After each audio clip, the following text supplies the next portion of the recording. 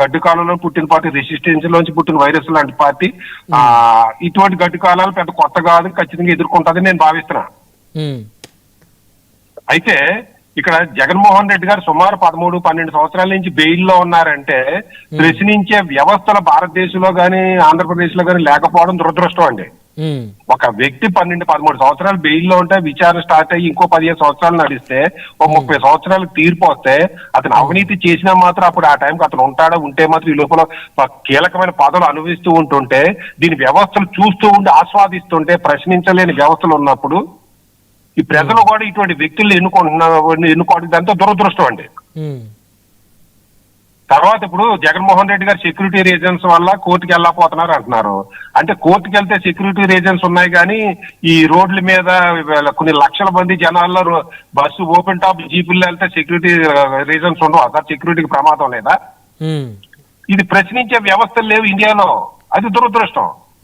ఇక మరో కీలకమైన పాయింట్ ఏంటంటే వెంకటరెడ్డి గారికి అరెస్ట్ చేసిన 24 గంటల బెయిల్ వచ్చింది. తర్వాత బొత్స సత్యనారాయణ గారు కూడా అరెస్ట్ చేసిన 24 గంటల బెయిల్ తీసుకొస్తాం, ప్రతి కార్యకర్త అండగంట ఉంటాం అన్నది నేను అప్రిషియేట్ చేస్తా. ఏ రాజకీయ పార్టీ అయినా తన కార్యకర్తలకి తన నాయకులకి అట్లాగే ఉండాలండి. అసలు రాజశేఖర రెడ్డి గారు లీడర్ అవడానికి కారణం, ప్రధానమైన లక్షణం అదేనండి. మీరు రాజశేఖర రెడ్డి గారిని ఒక కోట్ల విజయభాస్కర్ రెడ్డి గారు కానీ, నేదురుమల్లి జనార్దన్ రెడ్డి గారు కానీ, చెన్నారెడ్డి గారు కానీ, కోదండ రెడ్డి గారు కానీ, ఈ రెడ్డి సామాజిక వర్గంలో ఉన్న నాయకులు ఎవరు కూడా రాజశేఖర రెడ్డిని లీడర్ కింద యాక్సెప్ట్ చేయలేదండి. అటువంటి సమయంలో ఈ కాపులకు సంబంధించిన, దళితులకు సంబంధించి, బీసీ సంబంధించిన వాళ్ళందరూ కూడా తన ఇంట్లో చేరదీసి ఇంట్లో వాళ్ళకి అనుకువగా ఉంటూ, వాళ్ళ కష్టాల్లో చేదోడుగా ఉంటూ, అధికారం లేకపోయినా మాట సాయంగా ఉంటూ వాళ్ళ తన బెడ్రూమ్ వరకు రానిచ్చి అట్లా లీడర్ కింద ఎదిగాడండి. అదే లక్షణాన్ని జగన్మోహన్ రెడ్డి గారు పుణుకుపుచ్చుకున్నారు. అది మంచోడని చెడ్డదో అది వేరే డిబేట్. ఒక ఈవీఎంల కేసులో గానీ, లేదా ఒక గంజాయి అమ్ముతున్నారన్న కేసులో గానీ, లేదు ఎవడు ఒక వెంకటరెడ్డి బూతులు తిట్టాడని ఆయనకి తెలుసు. అతను ఎవరో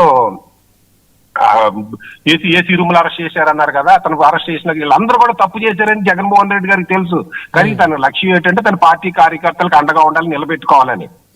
ఆ లక్షణమే ఇవాళ రాజశేఖర రెడ్డి గారు ఒక నాయకులుగా ఎలిగిబెట్టి అవడానికి, రాజశేఖర రెడ్డి గారు సీఎం అవడానికి, అలాగే జగన్మోహన్ రెడ్డి గారు సీఎం అవడానికి, ఈ రోజుకి తన పార్టీ నిలబడటానికి కారణం అదే కారణం అండి. లేకపోతే ఇన్ని అవినీతి ఆరోపణలో ఇంత గడ్డు కాలంలో చిన్న పార్టీ నిలబడడం కష్టం అండి. ఆ లక్షణాలు మిగిలిన పార్టీలో కనిపించవు. తెలుగుదేశంలో ఉంటుందండి కొన్ని కేసుల్లో జగన్మోహన్ రెడ్డి గారు అంత డైరెక్ట్ గా కొన్ని ఇప్పుడు అవినీతి ఆరోపణల మీద సమర్థించకపోయినా ఇండైరెక్ట్ గా సమర్థించిన మిగిలిన వాళ్ళకి అండగా ఉంటది.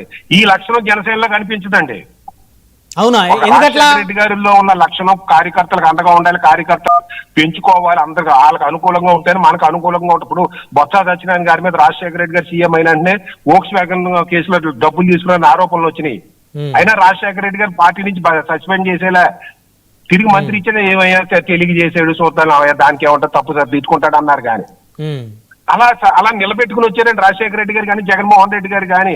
ఈ రోజున ఒక వెంకటరెడ్డి వెనకాల కానీ, లేదా ఒక ఎంపీ గారు వివేకానంద రెడ్డి గారు హత్య ఆరోపణల వ్యక్తులు కానీ, లేదా ఈ చెవిరెడ్డి భాస్కర్ రెడ్డి గారు కానీ, లేదా అక్కడ ద్వారంపూడి చంద్రశేఖర్, ఇటువంటి వ్యక్తులందరూ వెనకాల ఉన్నారంటే వాళ్ళు ఈయన వెనకాల ఉంటారు.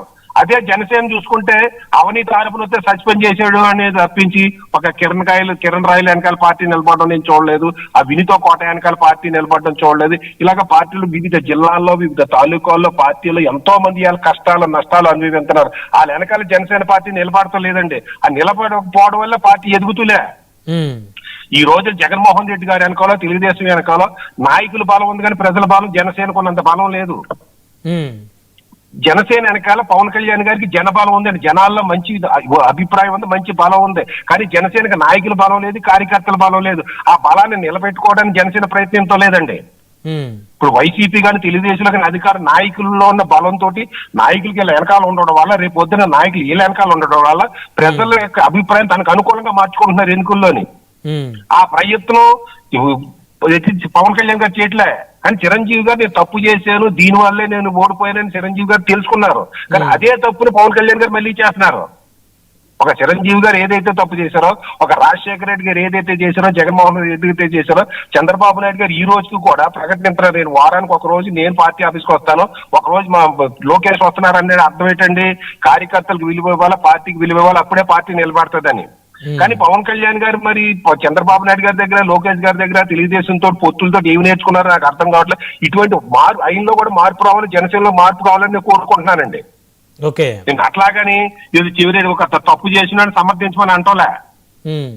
కానీ ఒక పార్టీ, ఒక కార్యకర్త కానీ, ఒక నాయకుడి కానీ నమ్ముకుని ఎంచుకుంటాడండి. ఒక పార్టీలోని వెంకటరెడ్డి ఉన్నాడు. వెంకటరెడ్డి మూర్ఖుడే కావచ్చండి. వెంకటరెడ్డి గారు వేరే డిబేటు. కానీ అతను తన వైసీపీ గురించి అతను అలా పోరాడేటప్పుడు ఇలా వైసీపీ తన వెనకాల లేకపోయి బెయిల్ లేకుండా ఉంటే రేపు పొద్దున ఎవరు అనుకూలంగా మాట్లాడతారు వైసీపీ వెనకాల? అలాగే జనసేన కూడా తన వెనకాల ఉండాలండి. ఇంకా వెంకటరెడ్డి గారి విషయానికి వస్తే ఆయన చాలా మంచివాడు అండి, మంచి సబ్జెక్ట్ ఉంది, మంచి బేస్ వాయిస్ లో బాగా తన వాయిస్ ని వినిపిస్తాడు, ఎదటవాడిని బంబాట్ చేస్తాడండి.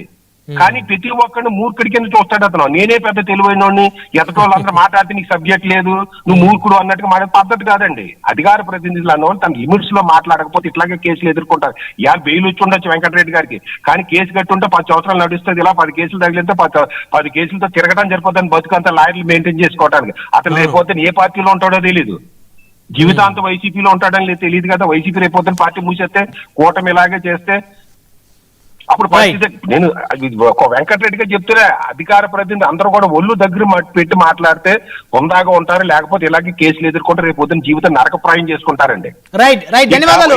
గడ్డు కాలం అంటానికి వైసీపీకి రోజు గడ్డు కాలం నిజంగా ఉండేదండి. కూటమిలో తెలుగుదేశం ప్రభుత్వం, తెలుగుదేశం పార్టీ, జనసేన పార్టీ కలిసి ఉంటే. కానీ తెలుగుదేశం పార్టీ చంద్రబాబు నాయుడు గారు, పవన్ కళ్యాణ్ గారు, లోకేష్ గారు కలిసి ఉంటున్నారు. కానీ కింద స్థాయిలో తెలుగుదేశం నాయకులు కానీ, కార్యకర్తలు